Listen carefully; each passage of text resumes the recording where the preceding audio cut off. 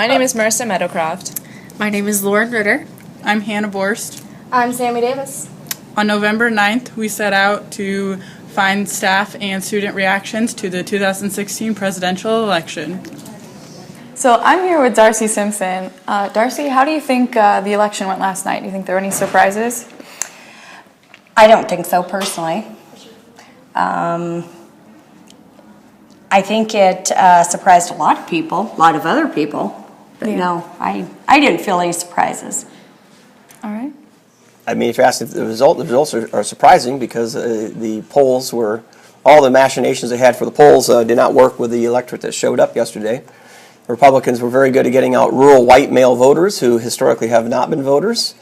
And so that's kind of what happened.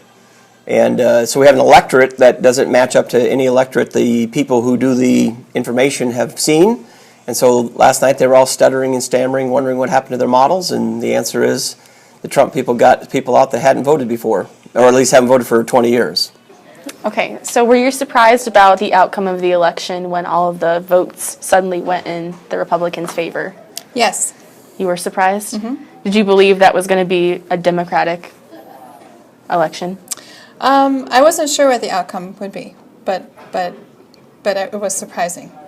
Mm-hmm. Do you think that the media should do a better job of covering polls and not just assuming which way it's going to go beforehand? I'm disappointed in the polls. Will not trust them as much in the future. We're here with Jake Zika and Elizabeth Denherter. Asked them a few questions about the recent presidential election. So, when you know the answer, just buzz your hand on the table, and whoever gets it first will answer first. First question. What two states were the last ones that determined the election? California and Florida. Wrong. Oh, Pennsylvania and Wisconsin. How many electoral votes does Iowa have? 6. Correct. I was going to say that. Damn. How many electoral votes are needed to win the presidency? 270.